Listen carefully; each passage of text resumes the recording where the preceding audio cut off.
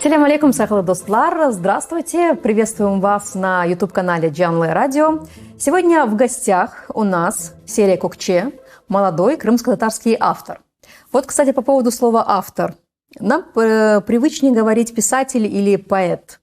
А кем себя больше ощущаешь, писателем или поэтом? Мне тоже больше нравится автор. Мне как-то временами снимаю с себя ответственность по поводу того, что я там написала. Вот. Кроме того, не знаю, не поднимается у меня пока рука называть себя поэтом и писателем, мне кажется. Почему? Я внутренне не доросла, скажу так. Угу. А Вот. сколько лет уже посвящено творчеству, если говорить высокопарно? Так, я помню, мы переехали в Крым, я не умела разговаривать, я еще не знала русского языка, но пыталась уже что-то там, надо же было пообщаться. Это какой возраст? 3 года. Вот, первые русские слова и первое четверостишее. Зима идет непомеримо, наверное, холоду несет, весна кончается, наверное, голоду несет. Может, я строчки перепутала, но суть. Вот. Откуда это? С 3 лет. Это творчество. Это собственное сочинение. Это какое-то межсезонье, видимо, было, и душа моя выдала. Кто был тот первый человек, которому ты понесла свои записи, первые стихи, первые рассказы? Тексты. Вот, я вспомнила это слово. Тексты. Кто-то дал путевку в жизнь, кто-то сказал, Серия получается. Тоже не помню. Я не помню такого вообще. Вспомнила. Я училась в училище, это, то есть наш 8 класс на тот момент, или 9. И мы просто писали сочинение по картине, и я там в первый раз написала так, как хочу. Угу. И это был преподаватель русского языка, кстати. Угу. Вот. Он сказал, надо писать. Она просто очень долго сидела открытым ртом. И потом мне так понравилось быть любимой ученицей. Вот. И с тех пор как-то так вот потихоньку. Опять же, мои педагоги в училище. Не беги. Когда боль комом подкатывается к горлу и не дает дышать, когда хочется все бросить, и хватая ртом ветер, бежать до изнеможения, до последнего глотка воздуха, лишь бы ничего не слышать, не видеть, не понимать. Когда глупость и невежество, раздувая щеки, рассказывают тебе, как лучше и эффективней землю твою убить, вспомни. Вспомни, как распускается в саду абрикос, как улыбается мама и поет Айнини, как плачет Картана, впервые после долгих лет на землю родную вступив. Вспомни запах полыни, одинокое пение ветра, пойманного в ловушку ущелья, стук арбы в тиши крымских улиц. Вспомни и не беги.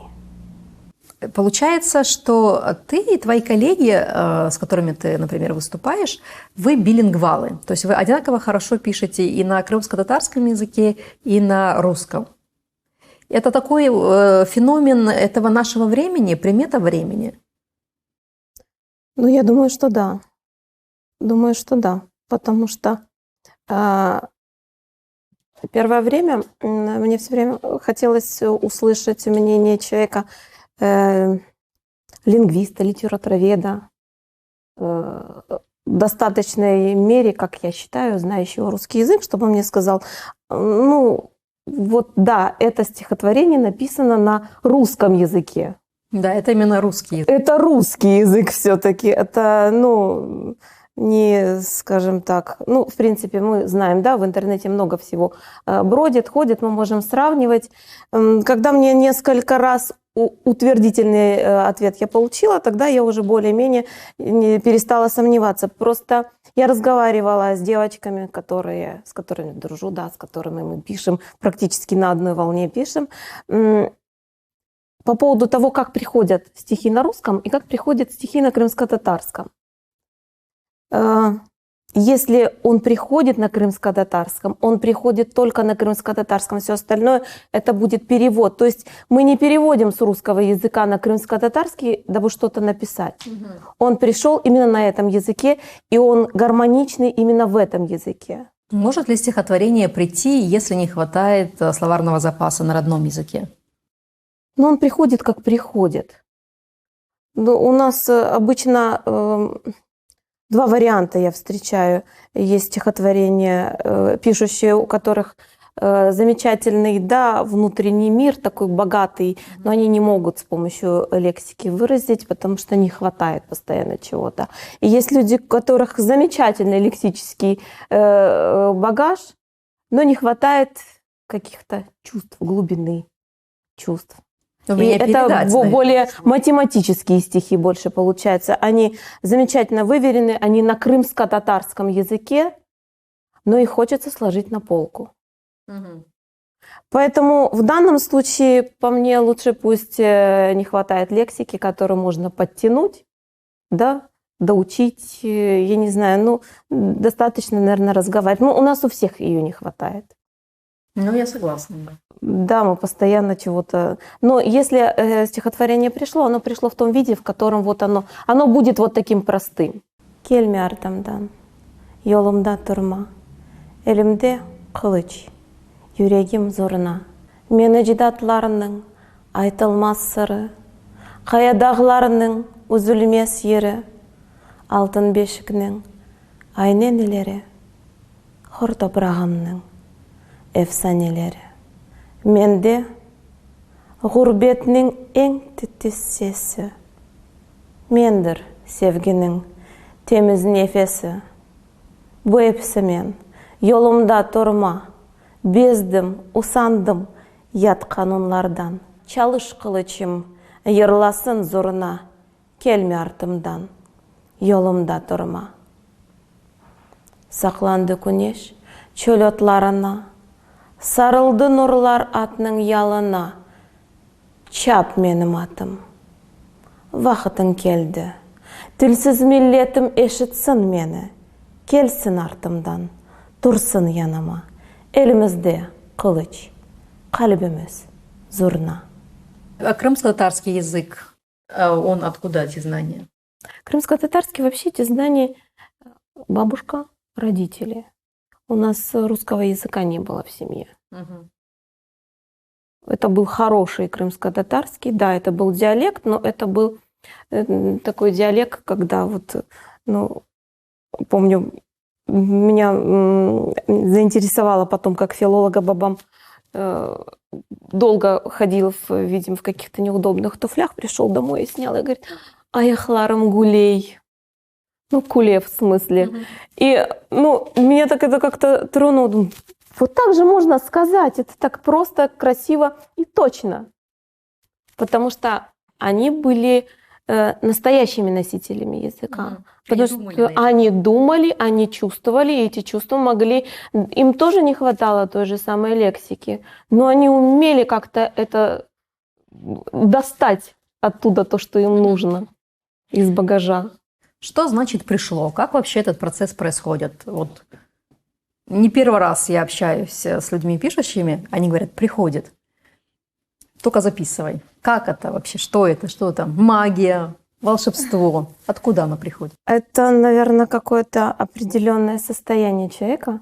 И я думаю, что вообще творческие люди часто в таком состоянии находятся, когда уходишь внутрь себя, но при этом ощущаешь мир, его как-то по-другому его видишь в других красках, даже в других событиях. Вот. И вот оно приходит. Я помню, что стихотворение, которое было написано, посвящено Ришату Аметову, оно просто ходило, стучало мне в мозг. До тех пор, пока я не села. А не села, я очень долго не садилась, потому что мне казалось, что вот это просто и ужасно. Вот эти чувства, которые во мне вызывало. Постоянно я слышала в голове эти слова «сорадылар», «сорадылар». Такое ощущение, что их надиктовывают тебе. И пока я не села, не отпустила его на бумагу, оно не перестало преследовать. То есть вы проводники такие? Я думаю, что да, ретрансляторы. Мы берем, соединяем нечто эфирное, переносим его как на какую-то материальную основу, то есть переводим слова, пишем, записываем. Для того, чтобы поймать вдохновение, вообще его ловят, оно приходит? Не знаю, я в нем нахожусь постоянно. Вдохновение, да? А какие чувства может вызывать, да, гнев, боль? Любые сильные. Любые сильные. А ненависть, злость, Тоже. Негативные тоже могут, да, провоцировать стихи? Да. А что легче пишется, стихотворение или проза? Ну, и я такая загадочная, что могу начать стихотворением, а закончить прозой его же. Вот, поэтому по ощущениям, что стихотворение, оно, я же все-таки музыкант какой-никакой, и оно обладает чаще всего ритмом. Проза тоже обладает ритмом. Неправда, что проза пишется. Она, вот когда мне говорят это слово неправильно, вот это вот слово надо заменить более правильно, а оно у меня в ритме этой прозы. Поэтому, но стихотворение пишется проще, потому что оно лаконичнее и более ярко выраженный ритм, и он стучится очень настойчиво, пока не запишешь. Проза, она просится картинками и героями, которые разговаривают, живут где-то там вот вокруг себя и тоже не дают жить спокойно. Что происходит с нашим языком, по твоему мнению, сегодня?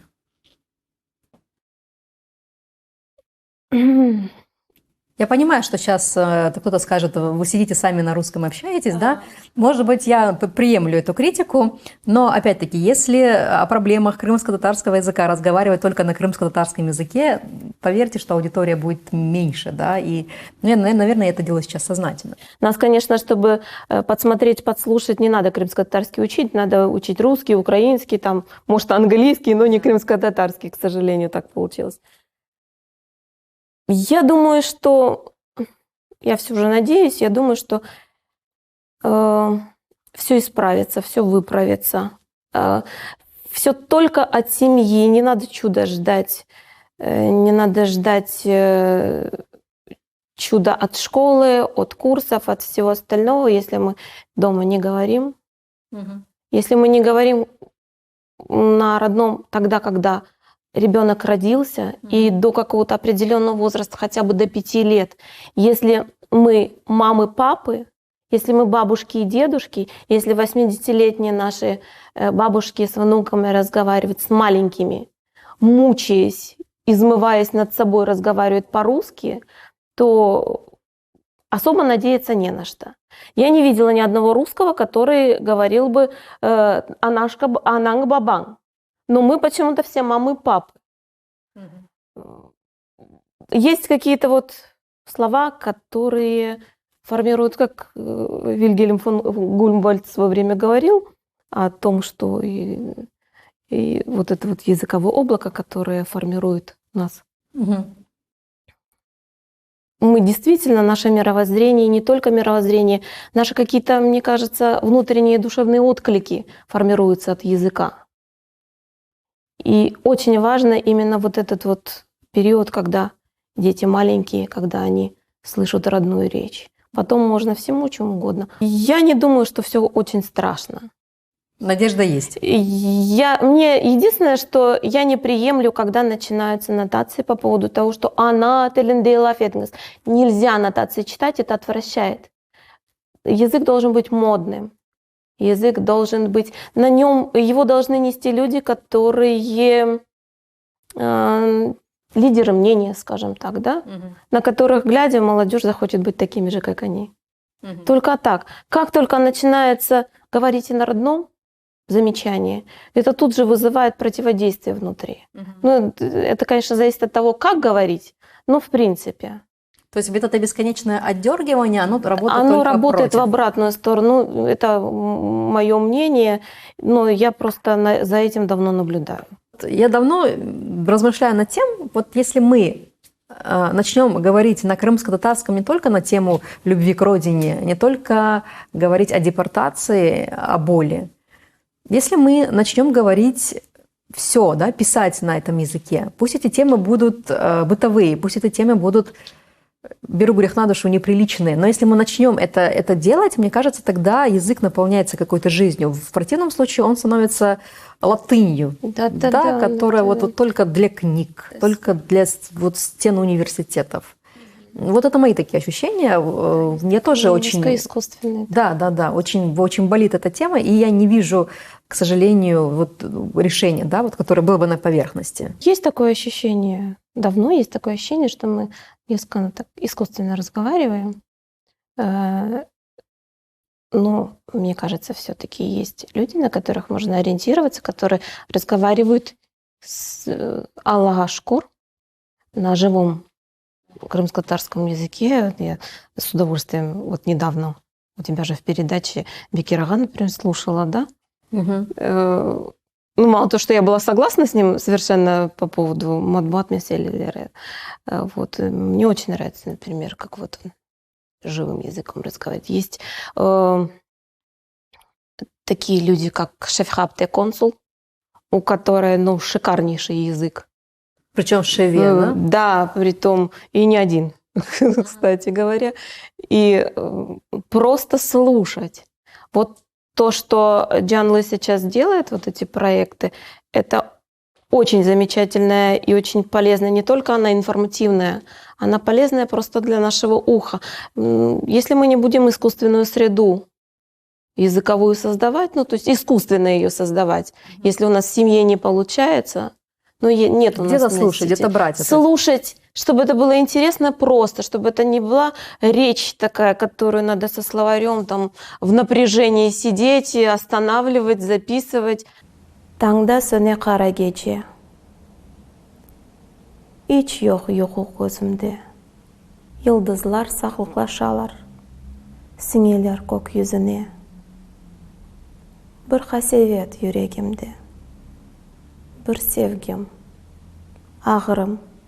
Bu sonsuzluk içindeki kiçkene evim, yarım adam. İlki adım, sonki nefesim. Neler bekler seni yarın, aziz vatanım. Каково это быть, скажи, сегодня автором крымско-татарских текстов в Крыму? Да никаково. В смысле? Вот как-то так иногда задумываешься вообще, кому это надо. Вот если бы они так настойчиво не просились на бумагу, наверное, бы время от времени так вот можно было бы впадать в депрессию и не выпадать из нее, пока кто-то не прочтет это. Ну, я говорю, что я автор, но всегда нужно человеку, чтобы его кто-то послушал, чтобы его кто-то прочел. Потому что мы пишем для того, чтобы делиться. Мы делимся для того, чтобы вот эта вот настойчивая мысль пришла еще к кому-то, и, может быть, ну, кому она не нужна, он ее, в общем-то, он ее не воспримет. А для того, кому она нужна, она может быть в данный момент оказаться бальзамом на душу. Ну, то есть сегодня это не прибыльно, это никак, вот совершенно никак. Это не профессия, которой можно зарабатывать. Абсолютно. Это хобби. Да. Это просто образ жизни, который ты не можешь изменить в силу вот этих вот обстоятельств. Погода, мозговое кровообращение, все дела. В общем, а делать...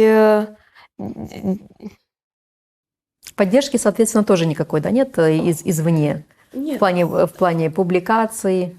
Нет. Время от времени кто-то там в журнал пытается поместить, там, в газету. Хотя ярмарка книжная порадовала очень. Это был настолько такой вот яркий показатель нашего состояния сейчас. Мы можем плакаться, все что угодно говорить, но у нас книги есть, и у нас есть люди, которые хотят эти книги.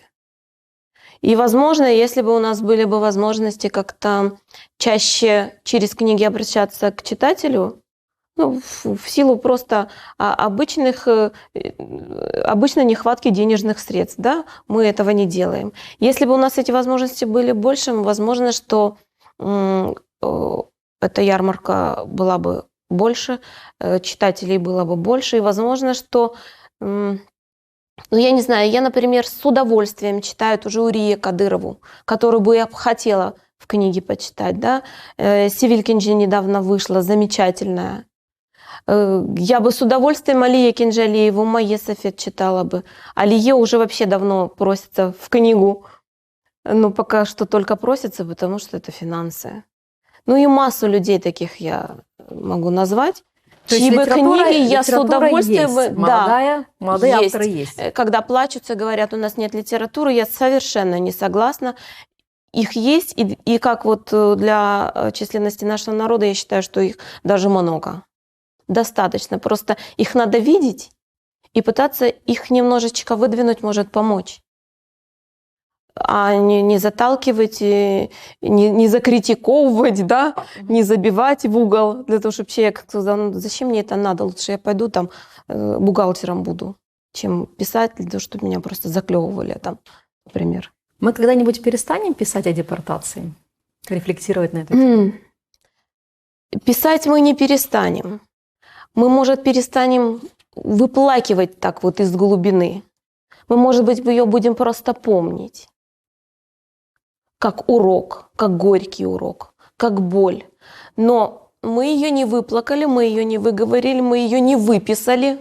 А критика нужна литературная? Ой, ну смотря как мы понимаем критику. Вот, это, конечно, иногда мне кажется, что критики не хватает, да? Не хватает профессионального анализа. Да. Что такое критика? Мы критику несколько воспринимаем вот. Что такое критика? Человек что-то написал, и, ну, например, Facebook, да? И масса комментариев. Одни, например, начинают спорить, не понимая даже о том, что там за подтекст. Ну, стихи — это же не буквальный смысл, правильно? Другие говорят, боже мой, Сережечка, что с тобой случилось? Со мной ничего не случилось. Это, может быть, случилось с кем-то, может быть, это в принципе ни с кем не случилось. Я просто ретранслирую. Критика — это когда человек разложил, объяснил. Когда оно раскладывается, ну, вы профессионал, вы знаете, да, раскладывается, и мы уже, читая критику, вот такой вот анализ, мы уже понимаем, что стихотворение из себя представляет. Вот далеко ходить не будем, да, Шакир Селим. Я вот еще застала времена, когда Шакир Селим писал критические отзывы на материалы своих коллег. И обладая достаточно острым языком, да, и колким таким слогом, он, конечно, разносил в пух и в прах. Я даже знаю, что далеко не все эту критику хорошо воспринимали, люди обижались, принимали ее как-то близко к сердцу. Но, тем не менее, вот этот институт критики был, да, сегодня, ну, я не могу назвать, кто бы сегодня из наших там, современных пишущих, там, облеченных уже какими-то званиями, регалиями писателями, следит за тем, что появляется вот в литературной сфере нового, как-то пытается дать этому анализ, может даже пусть где-то там раскритиковать в пух и прах, но отреагировать. Вот я не вижу этого. Я думаю, может быть, было бы уместнее, если бы на это реагировали ученые, литературоведы, филологи, нежели это бы делали сами поэты. Даже друг друга если, критиковать, да, но даже если вот то, что ты говоришь про Шакира Селима, да, я помню обиды эти кровные, которые вызывала эта статья, поэтому, ну... Но читать было интересно. Ну, интересно. Я допускаю, что да, мы вообще прессу такую утратили, которая была бы интересна остра, да? Но она должна быть остра профессионально. То есть остра не как вот мы надергали, да, из желтой прессы, ну, ерунду и написали ее, ну, стилистически настолько безграмотным языком, что, может быть, она, да, там острая, что-то есть там, почитать, что-то вынести из этой статьи, но я уже ее не буду читать, потому что она стилистически безграмотная, уже просто дальше не хочется читать. То есть профессионалы, то, что сделают профессионалы, это будет профессионально. Где их взять, Ира, сегодня? Где Мне кажется, они есть. Почему они молчат? Они не раскрываются. Почему молчат? Ну, я знаю, что я просто смотрю на то, что делает там Джемилия Сулейманова, например, да, из Шевкет Юнусов. Есть литературоведы, есть те, которые могли бы это делать. Может быть, просто момент какой-то, я не знаю, что-то в погоде, расположение звезд на небе. Может, мы просто не дошли до этого момента, когда это надо делать. Не кажется ли тебе, что в нашей среде есть боязнь вот этого Кажется. осуждения? Может, даже да? не договариваю. Кажется. Мы заклевываем мгновенно, не давая даже человеку до конца высказаться, потому что мы там уже усмотрели какой-то криминал морально-этический. Ну, мы не даем выразиться ни молодежи, ни не молодежи тоже, в принципе. Почему? Мы нетерпимы. Почему? Мне кажется, глубже надо копать. Вот я просто смотрю на наших художников, просто любуюсь ими, просто кайфую от них, от того, что вот у них есть старшее поколение, которые вот могут подойти, по плечу похлопать. Они возятся с молодежью, с кем куда-то там ездят, чем-то помогают, да просто словом. У поэтов, у музыкантов, писателей этого нет в корне. У нас постоянная какая-то гонка. Ощущение того, что а вдруг я исписался, а он пишет лучше меня. Понимаете? Или вдруг... И мне кажется, вот эта наша черта, в принципе, рождает и желание поучать, желание поучать до такой степени, что это уже переходит в негатив. Если у меня есть к человеку какой-то вопрос, я могу лично к нему обратиться, а не раздувать из этого такое вот, да, некрасивое обсуждение, например. Буквально недавно был инцидент в Фейсбуке, когда девочка молодая высказала свое мнение. Я с ним не была согласна. Но ее заклевали до такой степени, что она мне просто пишет там в личку: что это было, что мне делать, я не хочу вообще писать теперь. Угу. Ну, мы долго разговаривали. Это такая терапия. Но так нельзя. Дайте возможность человеку высказаться. Пусть это будет, ну, скажем так, не так, как принято у нас. Пусть это будет по-другому. Но мы не будем развиваться, если мы будем каждый раз что-то новое заклевывать. Да пусть даже не новое. Угу.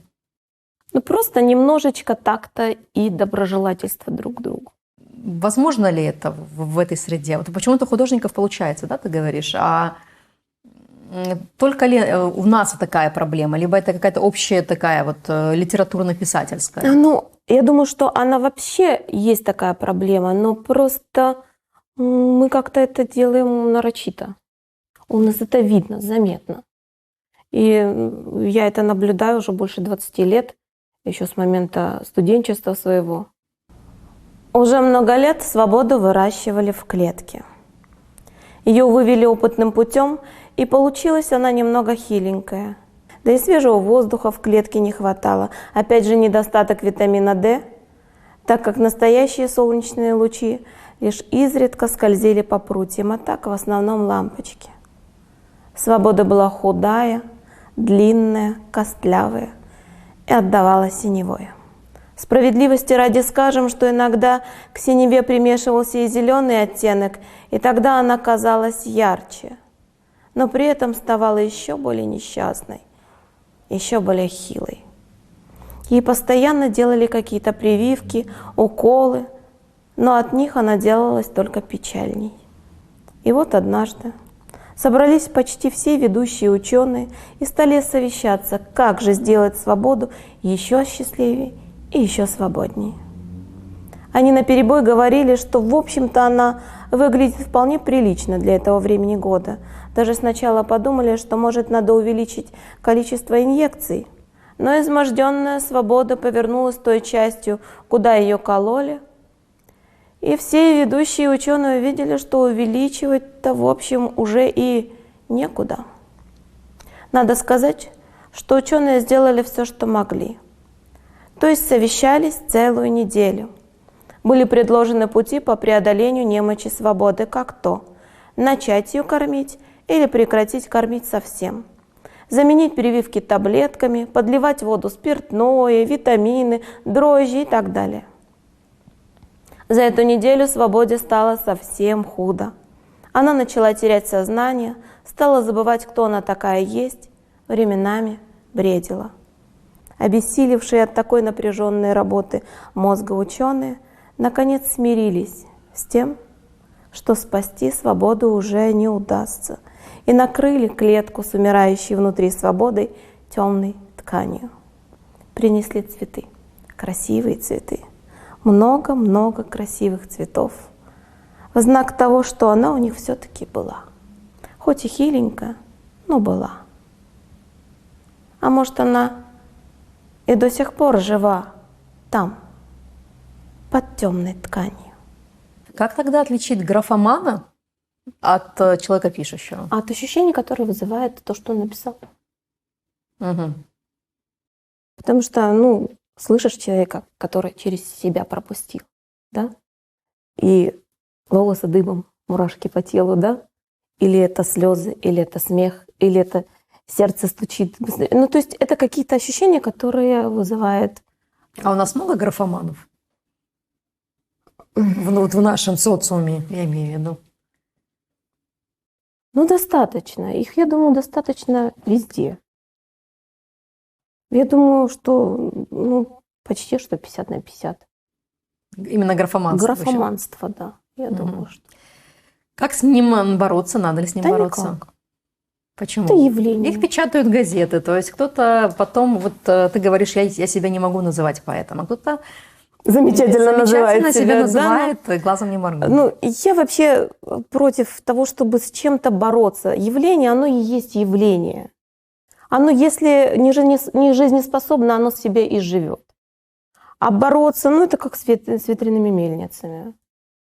Если у человека есть читатели и почитатели, значит, он имеет право на существование. Значит, И кто мы такие, чтобы там решать, вот он графоман. То есть, если такое перефразировать известное выражение, народ достоин своих поэтов, наверное, да? Наверное. Или графоманов. Наверное. Бока. Қой шейлерің еріне, қой шейлерің еріне. Etrafқа бақып, одамның ортасында тұрам. Битам айтқаны кебі жаным сықыла. Бет сықылмай қалсын, сабадан түзілген планларым қату-пат хвост кетті.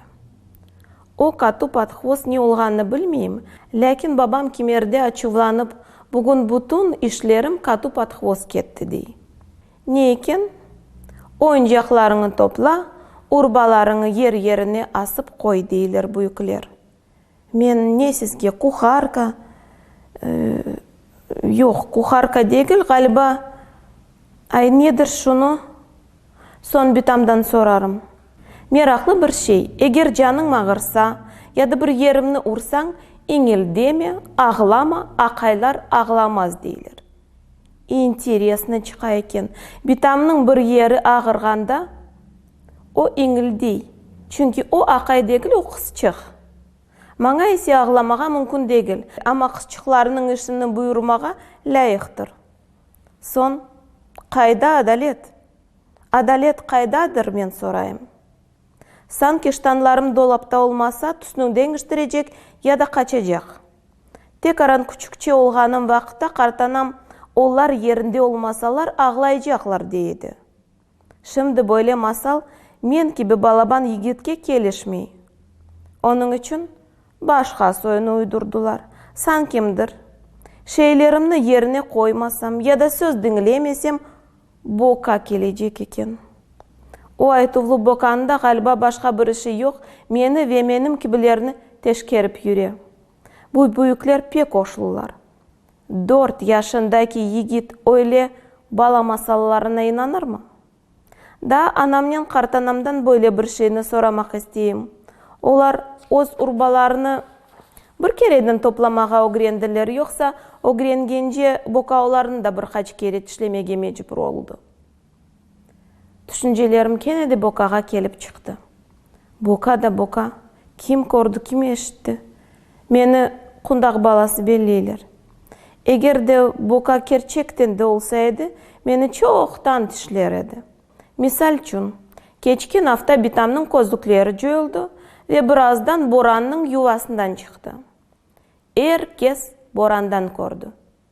Ve tek men boran bilemiz. Men aldım. İnsan közlükleri köpekке kelişe ya da yok dep bakacak oldum. Ondan da başka ananın spirkisi joyuldu. Onu da ne üçündür borandan gördüler. Lakin mesele öyle ki, men onu kosmoska yolladım. Başta boranını yollayacak oldum, lakin o istemedi. Spirke kaytıp komşuların azbarına düştü. Daha tapmadılar. Bu da birkaç günün vakıyaları. Erteciye alsam, bokağa çişlemege için tenimde yerde kalmaz edi. Böyle düşünüp, urbalarımны ayağımnen yavaş tepmelep bir köşege sürünen topladım. Şimdi üstünden kapatmak için bir şeyler tapsam, aslı da dülber olur. Paradık. İşimni sonuna çıkıp yetiştirmedim, köşede obalanğan şeyler teprenip başladı. Baştan boka yoksa dep dinlenip durdum. Lakin çokka barmay, obada tekaran teprendi ve aylanıp yerge kapaklandı. Galiba tübündeki şeyler biraz oңайсыз koyulgan edi. Endi işini gayrıdan başlamak gerek. Böyle tehlikeli vazifeni becergende pek dikkatli olmalı. Bir taraftan bir kimse gafletten kelip çıkmasın dep kapını nezaret etem. İkinci taraftan ne kadar arslan yürekli olsan da çok tekrarlanğan laflar öz tesirini gösterdi. Ve men ister istemez bir köznen odanın köşelerine de kulak asıp durdum. Kim biliyor onu? Menin bu düşüncelerime köşeden çıkan oşlu bir sesler cevaplandı. Tuk tuk, kıtır kıtır. Tuk tuk, kıtır kıtır. Galiba evimizde sıçan peyda oldum. Gizli işimni devam etem. Çet sesler yüreğimde korku doğurmasın dep, men yavaş seslen em seversin em sevmezsin adlı türkünü mırıldap başladım. Bu yerni bitam maňa ayneni yerini yırlaydı. Yastıkны ayaklarına koyup, onun üstüne meni yatkızdıra ve başlaydı. Birazdan coşup, endi gur seslen, büyük aveslikle icra etip başladım. Em seversin, em sevmezsin, akşam olsa. Bitam aytqаны gibi eşitmeyip ölgenlerge yazık. Da bitam ayta balam, senin yırlağanыңda bahçamızda yapraklar tökülü, tavuklar esini joya. Yapma da öyle oğlum. Mesele şunda ki, sesim gur. Ama hep türküler mende bir makamda ola. O makamını da menden gayrı ne üçündür bir kimse beğenmey. Doğrusu içimden yırlağanda bir dülber yırlayım görünü, lakin sesim azbarga çıkanda tamam anavu kimse beğenmegen makamga deňişe. Em seversin, em sevmesin, akşam olsa gelmesin dep çözgende sesime da bir ses koşula göründü. Seni maňa söylediler dep devam ettim. Şübesiz, menim sesime da bir qarık ses koşuldu. Tek bu ikinci sesinin yırlagan makamı türkünün akı makamı edi. Sustum, bekleyim, tınçılık. Kim var anda? Korkudan yüreğim kulaklarımda urup başladı. Şu sırada toxtamay, ayağımdan kravat tübünden korunup durgan şeylerini terence etedim. Ite, son çıkarganda belkim akılın kelir, dedi qarık ses. Ey, kim mında? Dep ince ve titrek seslen tekrar soradım. Dedi ses. Eğer sana inanacak olsak, men yok. Men masalım. Doğrusu canım ağırdı. Aslı da çıkmaz edim. Lakin yırlağanını dinlemege sağlığım yok. Bana boka derler. Böyle sözler ile odanın uzak köşesinden alçak boylu bir adam çıktı. Uzun saçları, uzun sakalı ve mıyıkları kulaklarından bile birkaç kara saç tüklenmekteydi. Betini görmege keder etti. Asırlar evvelsi yaratılgan yırlarını öyle ses ve makamını icra edecek olsan, etraftakiler çekişmesin dep men seni tişlemek degil, aşarım. Belki de, dedi o. Şimdi ise tez kravat tümüne etegen ve obalagan şeylerini bir tertipke getir ve yırlama, yalvaram, yırlama, dedi Boka. Toplaştırıp başladım. Lakin yapma deseler daha pek yapacağın kele. Tamam öyle de oldu. Türkünü başta içimden yırlap başladım. Lakin son o dışarıda çıkmağa niyetlendi. Yavaş yavaş, birazdan ise vira coşup, endi koterenki seslen. Em seversin, em sevmesin, akşam olsa, dep uzattım. Yok, dep kıçırdı Boka. Men ozum her şeylerini toplaştırırım. Tek yırlama, yalvaram, yırlama. Boka'nın ince ruhi tizimi benim sesime dayanamadı. Bazıları bitam zemanevi balalar dep koks geçire. Tek şimdi anladım manasını. Çünkü endiden odamını toplamağa erinsem, yırlamağa başlayayım. Ve Boka bir vakit yok demey. Toplaştıra.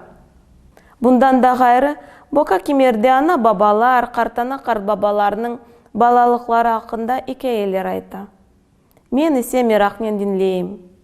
Çünkü internette böyle şeylerini tapamazsın. Кого из крымско-татарских авторов ты бы посоветовала прочитать? Из поэтов, из современных я очень люблю Из классиков, Шукри Апазова. Угу. От первой до последней его строчки. Нет у него стихотворения, которые я бы сказала, ну ладно, вот это читаем, это не читаю. Нет ни строчки, ни слова, которое бы не стоило бы вчитаться, вдуматься, потому что он пишет редко, но это всегда в точку, это всегда пережитое через сердце, через душу, пронесенное и отданное. Это очень всегда пронзительно. Я люблю Юнуса Темиркая. Я люблю современных наших. Молодых.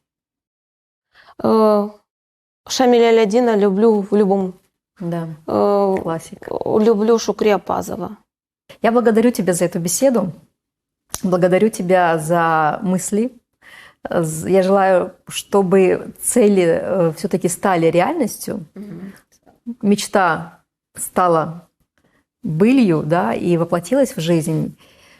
Ждем новых произведений, следим с трепетом. Çok sağ olunuz. Для меня вообще очень рада быть с Джанлой сегодня, потому что, ну, из ресурсов, которые я смотрю, слушаю, вот это один из тех, которые на первом месте. Нет, ну видно, что тут много креатива и много движения вперед, очень важного, нужного.